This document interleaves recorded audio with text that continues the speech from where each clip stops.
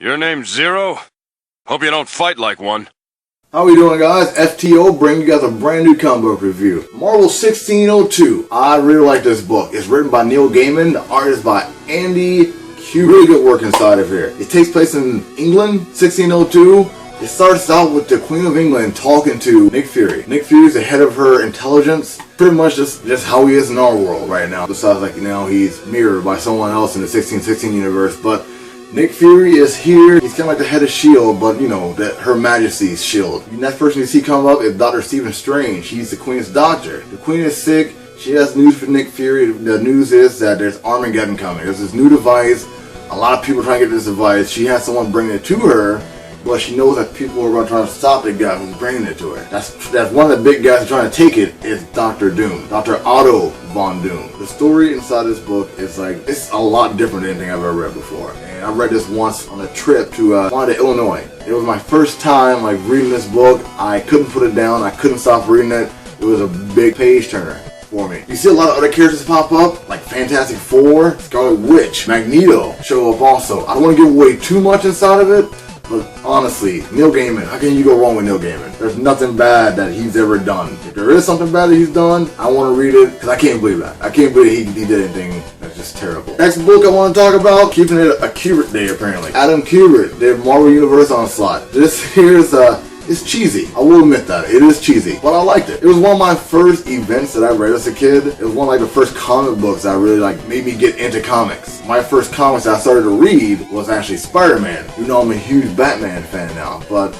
I read this book here. I saw all the heroes on the front of it. I saw the Fantastic Four, I saw the Hulk. On the back here you see all the X-Men. You see Thor as well. I watched all the cartoons as a kid and I saw this comic. I was like, what is this? And later on in my life, I got a little bit older, I found the lead-ups to this here. I found out that Professor Xavier, all his anger, all his his hate, and all of Magneto's evil poured out into the same manifesto apparently. Also here, found himself a shell, a body. He took the gem that was inside Juggernaut and made himself invincible. So he wanted to destroy the entire world because Magneto wanted to destroy everything, but also Xavier had that anger inside of him as well. It's a little bit far-fetched, but what comic book story isn't a little far-fetched? I still do like it. I read it from time to time. If your kids try to start reading some comics, you don't like the new comics that they're doing now, I'll say it's a decent read for your kids to read, because I would definitely let my daughter read this. This is a great, fantastic, cheesy kind of story. And the aftermath of this, they want to do a Marvel reboot. So they call it Heroes Reborn. I want to review that comic on a different day. Stick around, watch that video as well. But this one here, if you read it, like I always say, let me know. If you haven't, check it out.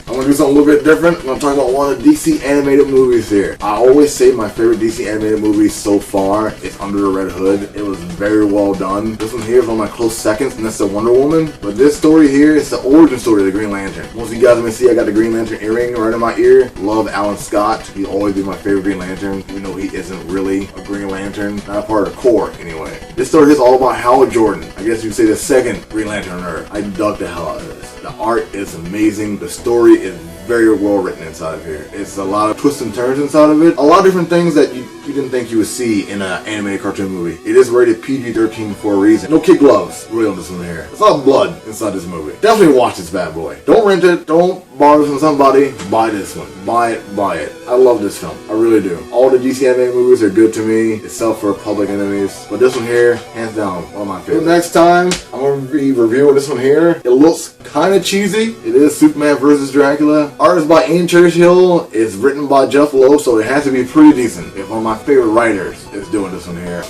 You see the cover here is by Ed McGuinness. It's a little cheese-tastic. I haven't read it. When I do read it, I'm going to let you guys know about it next episode. Stick around, leave some comments, tell your friends. Until next time, be frosty.